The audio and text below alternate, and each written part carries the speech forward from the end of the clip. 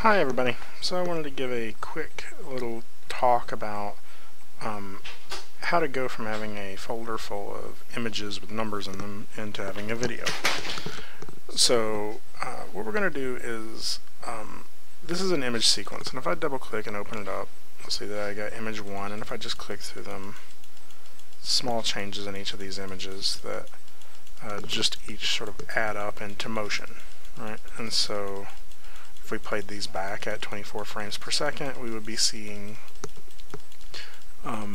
this render as a video, right? So how do we make that happen? So we know a couple of options. I can open this. You may already know this. We can open this with fcheck, which is Maya's sort of default image viewer. Right? And I can go File, Open Animation, choose the first file, and hit Open.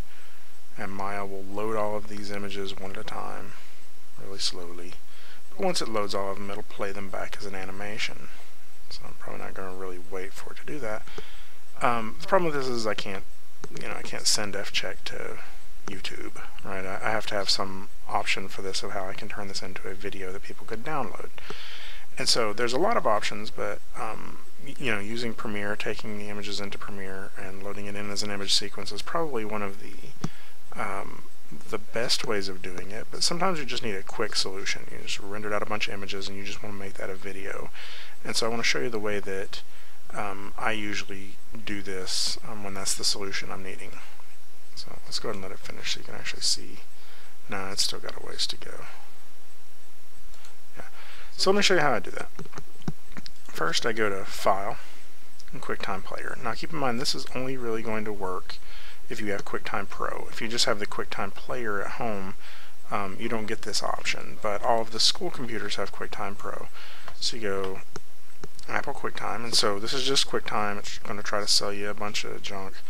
But what we need to do is we need to load in this image sequence. So we can go to File, Open Image Sequence, and so now all we got to do is point to this folder where this is at.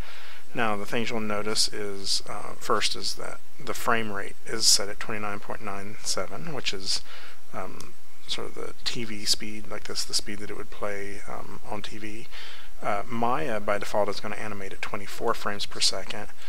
Video games are probably going to aim closer to 29 or 30 frames per second.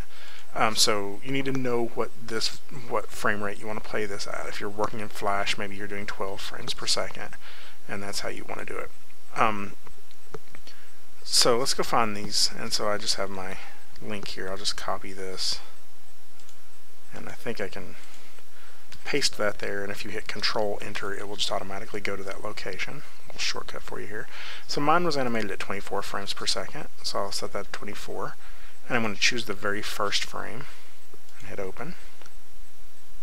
It's going to take it a second. Okay, so it just opens this up, and it looks like it just opened the first frame, but if I hit play, you'll see it plays the whole image sequence. Right? Okay, so now I have this opened in QuickTime, but really it's just playing that image sequence. It's not a video yet. So to make it a video, I'm just going to export this out. So I go File, Export, okay. And it's going to bring this up, and I can choose demo or write whatever we want the name to be. So the export option I use is Movie to QuickTime Movie, and you can use the most recent settings, or we can go to our options and see what those settings are. So the things you want to watch for is you want your size to be set to current, or to whatever size it is you want to export at. But right now the current frame size that I imported it in at is what it's going to be. Now if I resize this window to something really small, current is going to be what it's resized to. So we got to make sure that if you resize that, it may change it. Our frame rate's 24. We're all right with that. If we have, you won't have sound on an image sequence, but if you are exporting out sound in QuickTime, you want to make sure sound is checked, because you can open up other types of files and export them this way as well.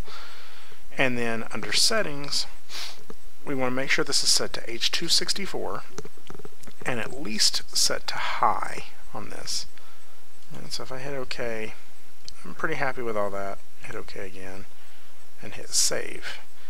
Now let me show you why I do this. Because if you just render out an AVI, an uncompressed AVI, this little short video may be like 50 megabytes or something. It's gonna be huge, right? This demo that we just exported out is 217 kilobytes. Like that's the size of like your Facebook icon.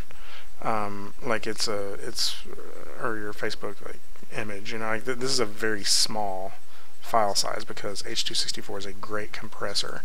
And if we open this up and look at it, it still looks really good. Okay, so I'm making this video because I'm getting a lot of files that are gigantic, when this is all this really takes to make this file super small and efficient. The interesting thing, H.264, I'm doing an MOV, but you could also do MPEG with H.264 from this. That's exactly the file format that stuff like YouTube and Vimeo wants. And so if you upload that, it practically doesn't even encode it. It just plops it right on the website. So that's this is sort of the shortcut. This is something that everybody needs to know how to do, because I get way too many gigantic files. So let me know if you have any questions, and thanks for watching. Bye.